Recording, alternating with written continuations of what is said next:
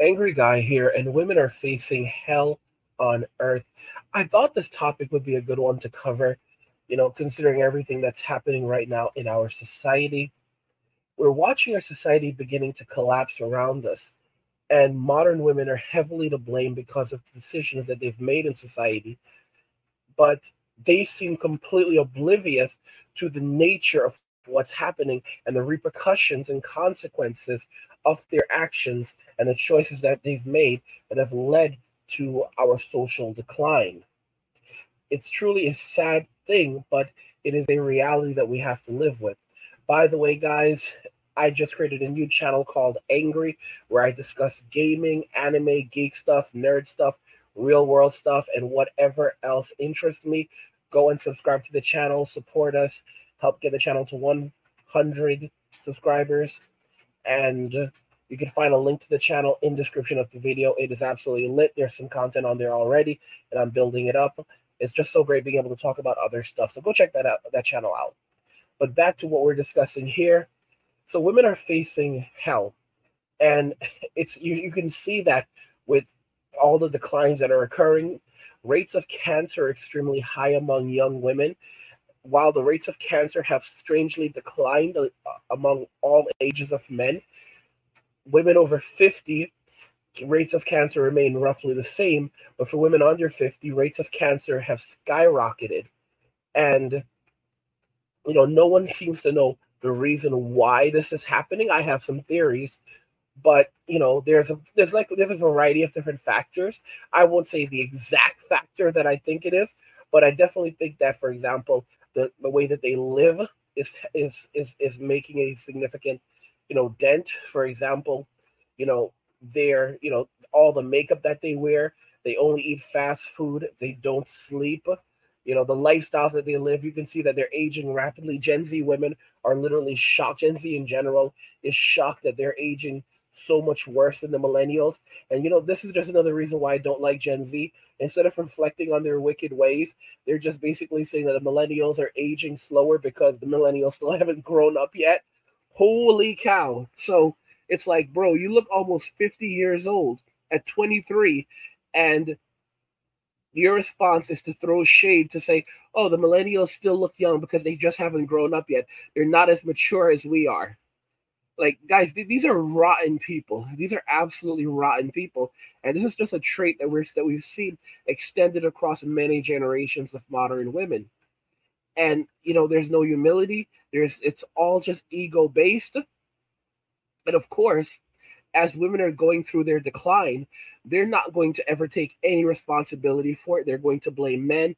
They're going to blame everyone. They'll even blame God before they take accountability, because they are literally fearful of consequences, taking consequences, taking facing consequences, taking accountability. They can't do it, won't do it. It's a sad reality, and we all know that. If you always present yourself as a victim, you will forever be a victim, and it's the absolute truth. It's the absolute sickening. It's the absolute truth. And modern women, they think that they are powerful. They say that they want every little girl to know that she's powerful. But where does power actually come from? They believe that power comes from the government. Power does not come from the government. Power does not come from the state. It's men who established the state, and that gave the state power to do the bidding of men. This is the reason why men favor smaller governments, because men basically want to be in control of the government. They want to be in control of the society that they create. Women, on the other hand, they favor larger governments, because larger governments will provide more social safety nets for women and give women more privileges in exchange for voting in policies that are more in line with socialism and favor larger government, right? Now, the crazy thing is that women believe that they are powerful because of all the privileges that they have, and they believe that these are that everything that they have today is because of their own power. Like, we got this because of our power, and the craziest thing is they even believe that they are more powerful than the state.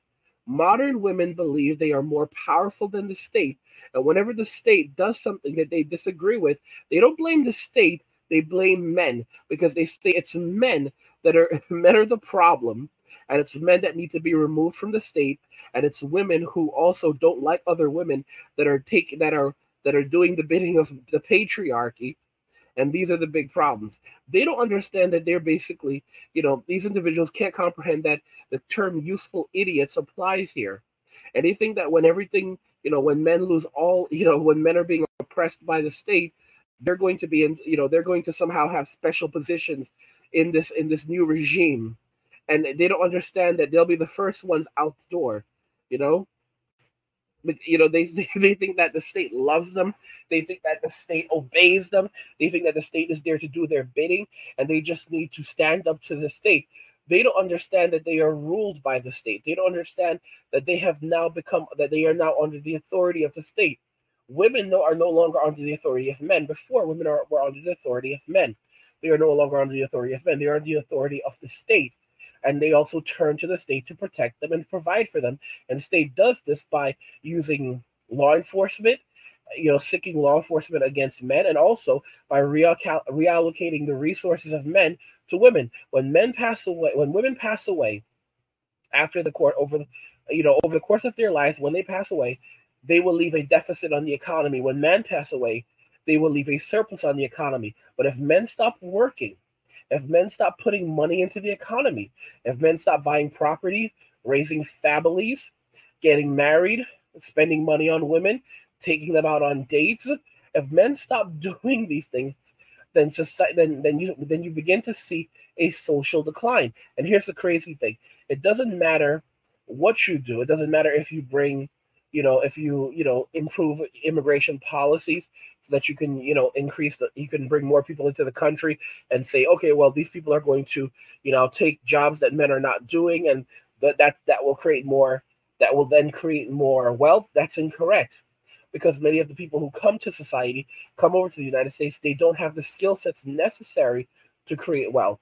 They're not going to create wealth. They're only going to Many of them are just going to rely on the social safety nets that are provided by Western society. So, in exchange for, potentially supporting a specific, political side, they're not going to contribute to the economy. It's going to be men who are invested in the United States, men who are born in the United States or came to the United States when they were children. It's going to be citizens of the United States that actually that actually take care of the country and protect the country.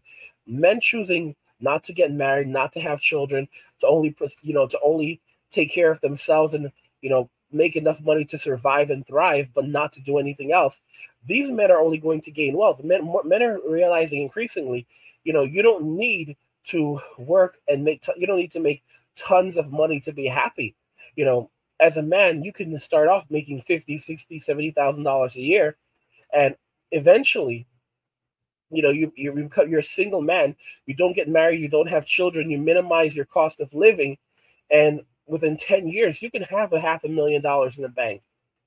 You can have $1 million in the bank. I have a guy who basically said to me, "Hey, Angry, I'm in my 40s now, in my mid 40s, and I've already made my million. I'm basically a millionaire, but I live in a studio apartment, and I don't have many possessions, and I don't really want anything."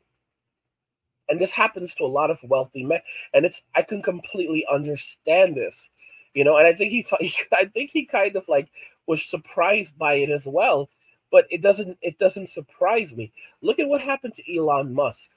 Elon Musk used to have tons of property. He used to live in mansions. He used to have extravagant parties and all this other jazz. And he ended up selling everything off, and now he lives in a small home that he rents from the SpaceX, and he lives on the SpaceX base. You know the reason why? All of this additional stuff in your life will stress you out. I used to think, well, if I was very wealthy, I would want to maintain a simple life, but there's only one thing I would actually want. That's a private jet. And then I was watching a video, and I forget if it was by Mark Cuban or the Tates, Andrew, and they basically explained why you don't want a private jet. And I'm like, wait a minute, why wouldn't I want a private jet? And then I understood they completely destroyed my dream. It doesn't matter if you're worth millions or billions of dollars. When you have a private jet, it's not just a matter of, oh, wow, now I own a private jet and I can go wherever I want when I want. No, you have to constantly pay to store that jet somewhere. So you're always spending money to have that jet stored somewhere. And you're all, and the staff, so basically the people who will be there on board and take care of you and fly the jet, they get paid regardless if the jet's in the air or not. So that jet could basically sit there for 1 year, not go anywhere, and you are bleeding money. The only time that jet actually makes sense is if you are actively traveling. If you're not traveling, then you are losing money, and you constantly have to you constantly have to keep track of this. Like, is what's going on with the jet, what's going with this and this and this. Most men realize it's too much stress. It just makes more sense to charter a private plane when I want to travel. It really does. Unless you're going to be traveling constantly and flying all over the place, for meetings and so forth. There is no reason to own a jet, because a jet is basically a time machine, and it allows you to save time to get from one place to another. But beyond that, nope, nope, nope, nope, nope, nope. Guys, women are facing hell on earth. I want to know your thoughts regarding this. And guys, again, check out my channel, Angry, where I now can discuss all the different things I like to discuss.